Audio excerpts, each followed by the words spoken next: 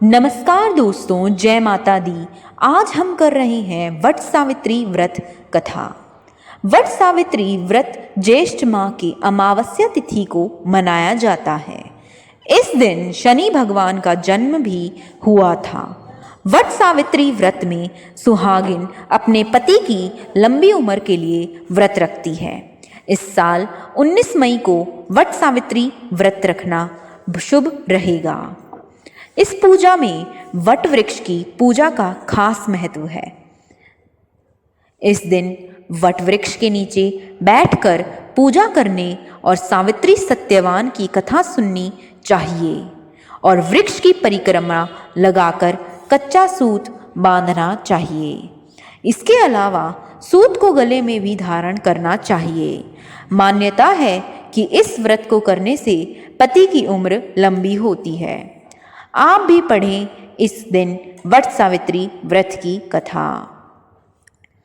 सावित्री की कथा इस प्रकार है।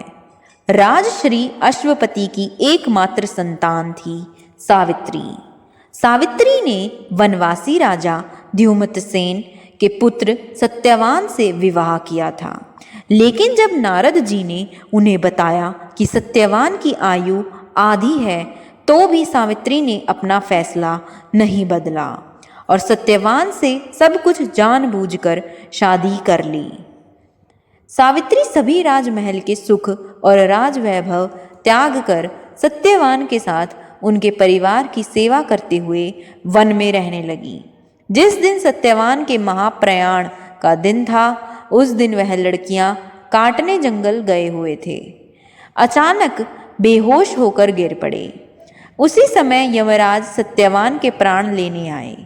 3 दिन से उपवास में रह रही सावित्री को पता था कि क्या होने वाला है, इसलिए बिना विकल हुए उन्होंने यमराज से सत्यवान के प्राण न लेने की प्रार्थना की, लेकिन यमराज नहीं माने। तब सावित्री ने उनके पीछे पीछे ही जाने लगी। कई बार मना करने पर भी वह नहीं मानी, तो सावित्री के साहस और त्याग से यमराज प्रसन्न हुए और कोई 3 वरदान मांगने को कहा।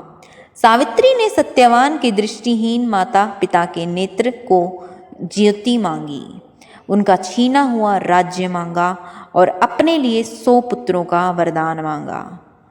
तथास्तु कहने के बाद यमराज समझ गए कि सावित्री के पति को साथ ले जाना अब संभव नहीं है, इसलिए उन्होंने सावित्री को अखंड सौभाग्य का आशीर्वाद दिया और सत्यवान को छोड़कर वहां से अंतधारण हो गए। उस समय सावित्री अपने पति को लेकर वट वृक्ष के नीचे ही बैठी थी। इसीलिए इस दिन महिलाएं अपने परिवार और जीवन साथी की दीर्घ आयु की कामना करते हुए वट वृक्ष का भोग अर्पण करती हैं, उस पर धागा लपेटकर पूजा करती हैं। वीडियो अच्छी लगी हो तो चैनल को लाइक और सब्सक्राइब ज़रूर करें। धन्यवाद दोस्तों।